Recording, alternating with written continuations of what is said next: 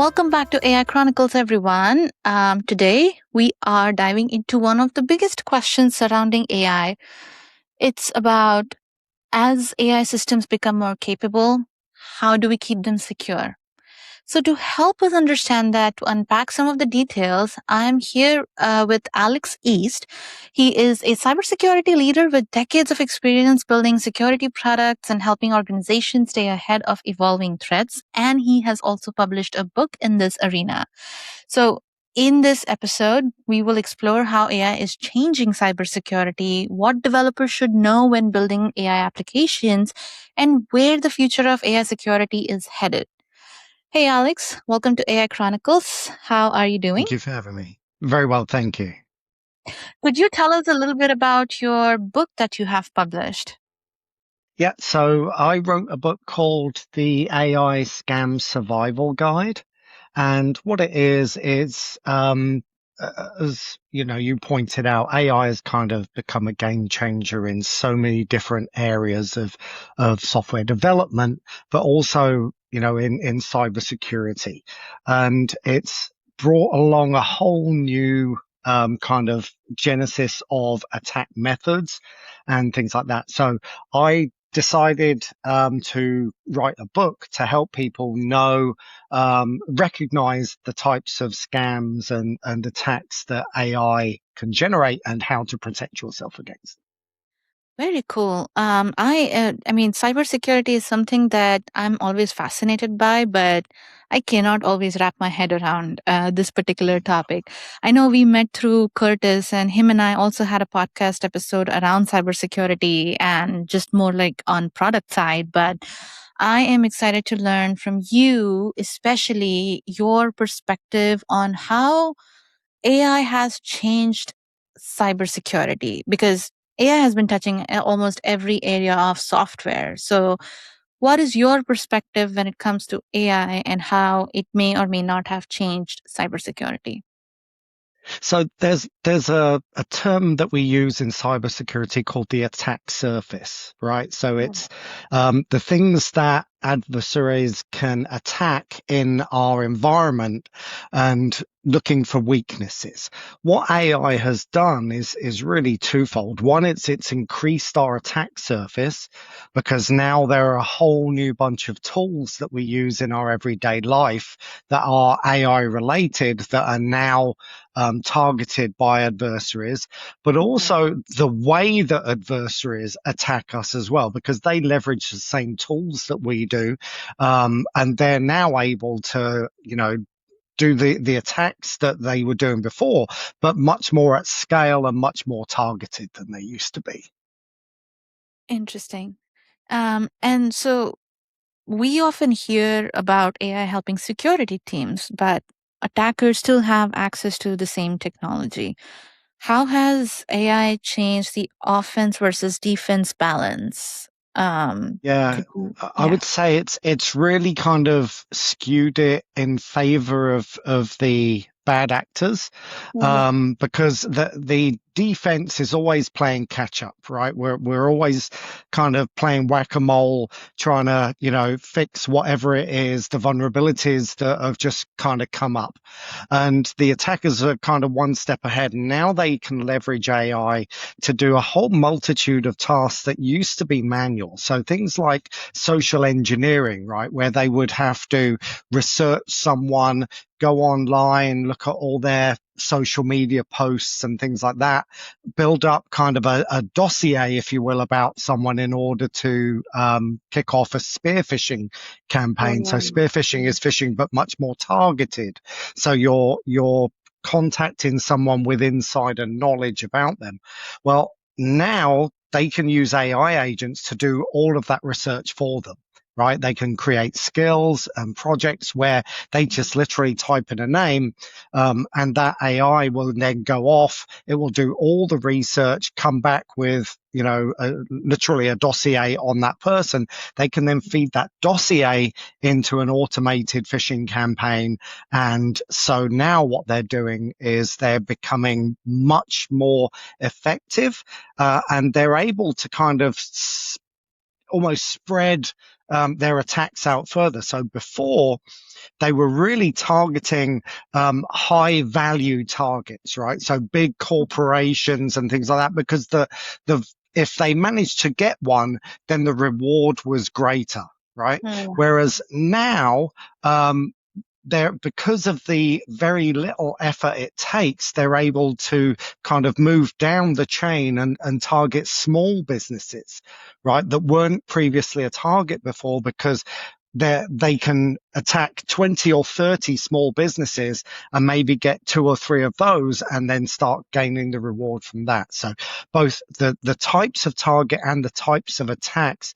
And then you've got supply chain as well. Mm. They're much more effective doing that, because the code that's being written by AI, they can inject their own malicious code into that using that very same AI that created the code in the first place, right? So there's lots of kind of nuances for it, but yeah, we are playing catch up against them. So, in amidst all this catch up, like, how does one protect? Like, I know big corporations have like their own fraud team, securing everything. They even have like cybersecurity experts helping them with it. But then, how would the small, medium businesses would take care of themselves, given that AI agents are also helping the bad actors? Yeah, there's an old adage that says knowledge is power, right? Mhm. I think if you educate people and tell them what red flags to look for, put some defenses in place that are like unhackable. I always tell people, and I have this in my book, especially like for families. This is great advice if like you have a family. If someone calls you demanding money, Mhm. and they say that they are a relative, or in small businesses case, there's a well documented example of a company in England where the CFO received a phone call from someone that sounded exactly like the CEO, saying we need to wire $2 million to this company because they're a new partner.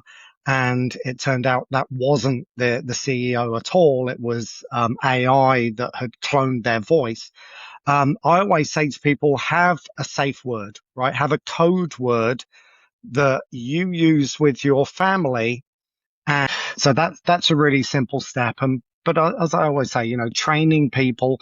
There's an old adage in cybersecurity that says the weakest part of any chain is its weakest link, right? And in cybersecurity, the weakest link is the part that sits between the keyboard and the chair. It's the human, right? And that's why attackers attack humans all the Mm. time with phishing emails, texts, and things like that. So if you know what to look for, and you can say, okay, this isn't real, this is a fake email, or this is a fake text, or something like that, then that's your best defense against any kind of attack. Interesting. Okay. And so a lot of developers are now building AI agents, like we were just talking about it, and those agents can access company data, call APIs, take actions, whatever else we let them do. What are the biggest security mistakes you see teams making when they build these systems?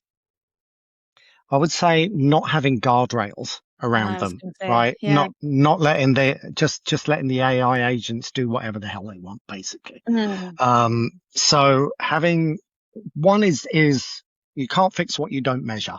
So one is monitoring everything that is going on in your environment. If an AI agent is designed to do XYZ and it suddenly starts doing ABC, that needs to throw up a red flag somewhere, Mhm. right? So knowing that first, and then like having the ability to shut that down Mhm. immediately should that happen. So I would say those two things. One is visibility and the other one is guardrails. Okay. Could you elaborate a little bit more on the visibility part? Yeah, so it's really knowing exactly what's going on in your environment, right? What agents are there for one? Mhm. What MCP servers are they attaching to? What Okay. actions are they performing? Are they reaching out externally? All of those kind of things, right? So you have a handle on exactly what all these agents, what all the tasks are being performed by these agents, and make sure that the tasks that they're performing are the expected tasks. So that's the first thing. Mm, So that's okay. that's the visibility side of things. Got it. Got it. And we were talking about like, the small, medium businesses. Now, small, if I were to join or you were to join an early stage AI startup, say tomorrow, what are the first security practices you would put in place before the product even reached the customers? Yeah, I would say two main things. First one is processes and procedures, right? Having set processes and procedures, acceptable use policies, data protection policies, all of those kind of things in place, and then educating my staff on those policies. Did it Yeah, so I would say the two main things are policies and procedures, right? Having policies in place to have those guardrails. So things like acceptable use policy. What is the acceptable use for AI in my environment, right? It should be used for work purposes and not creating cats riding bicycle videos, that kind of thing. And the other one is data protection policies. So, Or what the data are we allowed to upload to AI? Because we shouldn't be uploading sensitive documents and things like that. So, having policies around that and making sure my staff are aware of those policies and procedures.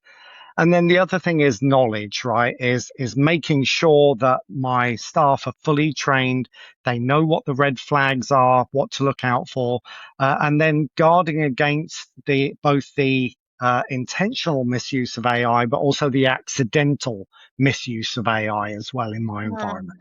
So having those kind of two main things in place, I think would go a long way to keeping me and my company and my most importantly my customers' data safe. yeah, yeah, that's very well said. I'm curious, like I know with all the AI agents and then the chat GPTs of the world, I'm curious, like how does one now get started with if they want to build a career in cybersecurity? Like what would you recommend or advise people to get started with? Yeah, I mean, there are a lot of, when I was starting out, there weren't really any college courses or anything like that in cybersecurity.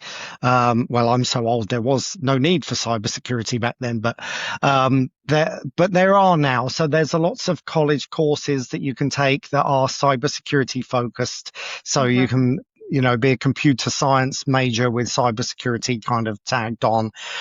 There are a lot of standalone cybersecurity courses that you can take. A great resource there is things like Coursera offer cybersecurity courses from major institutions from around the world. I've taken several of them myself, and they're more kind of niche oriented. So there'll be things like for cloud security, Mhm. AI security, and things like that. So if you want to take those, many of them are free, some of them are low cost, and I'd highly recommend doing that. Also, there's lots of podcasts like this one where you can pick a lot of information up from. Uh, Newsletters.